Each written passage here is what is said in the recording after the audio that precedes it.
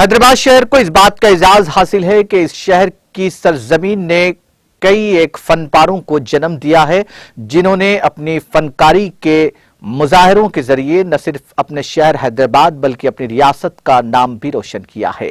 انہی فنکاروں میں حیدرآباد دختر نورا فاطمہ کا بھی شمار ہوتا ہے، جنہوں نے ریاستی سطح پر مارشل آرٹس اور کنگ فو کے علاوہ سیلف ڈیفنس کے میدان میں 5 گولڈ میڈلز حاصل کرتے ہوئے اپنے شہر حیدرآباد اور ریاست تلنگانہ کا نام روشن کیا ہے۔